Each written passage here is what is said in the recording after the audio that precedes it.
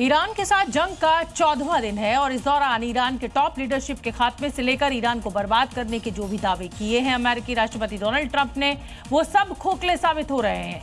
Iran पर जो हमले तख्ता पलट के लेकर आए थे ट्रंप ने, अब वही हमले अमेरिका को भारी पड़ रहे हैं। ईरान में तख्ता पलट तो होने से रहा, अमेरिकी खुफिया एजेंसियों की रिपोर्ट आने के बाद ट्रंप अब बौखलाए हुए हैं।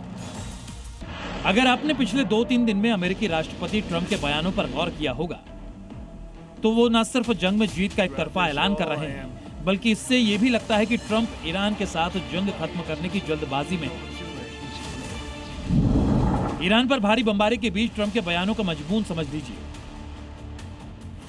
जैसे ईरान की मिसाइलें और लॉन्च करने की क्षमता को नष्ट करना, मिसाइल ड्रोन बनाने वाली फैक्ट्रीज को खत्म करना, ईरान की नौसेना और फाइटर जेट्स को नष्ट करना। लेकिन जमीन पर तो ऐसा कतई दिखाई नहीं देता कि ईरान की नेवी कमजोर पड़ चुकी हो, उसकी ड्रोन या मिसाइल पावर कम हुई हो, बल्कि ईरान का हमला जंग के हर दिन ताकतवर होता जा रहा है। तो क्या फेक क्लेम कर ट्रंप ईरान की जंग से वापस निकलना चाहते हैं?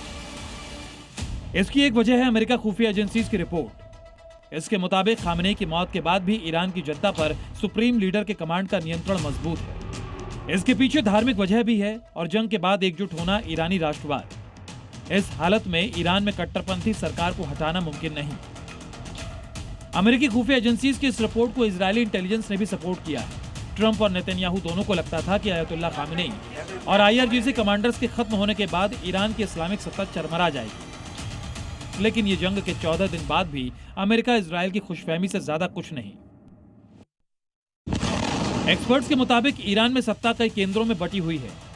इन सभी केंद्रों में पॉली डिक्टेटरशिप यानी बहुस्तरीय तानाशाही शासन है। इनमें धार्मिक संगठन, सशस्त्र बल और अर्थव्यवस्था के बड़े हिस्से शामिल हैं।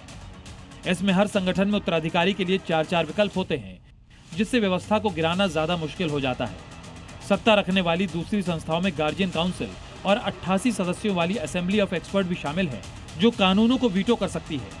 इससे किसी एक गुट के लिए राज्य को गंभीर चुनौती देना और भी मुश्किल हो जाता है। यानी साफ है कि 14 दिन बाद भी अमेरिका और इजरायल की सेना ईरान की इस्लामिक सत्ता को डिगा नहीं पाई। ऊपर से पूरी दुनिया में ऊर्जा संकट अलग से खड़ा हो गया। हर रोज हजारों करोड़ रुपए जंग में फूंके जा रहे हैं, उसका दबाव अलग है। तो क्या ट्रंप अब जंग से निकलने की तैयारी में है?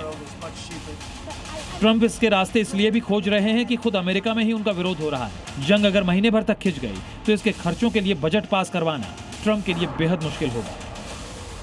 ब्यूरो रिपोर्ट, जी मीडिया।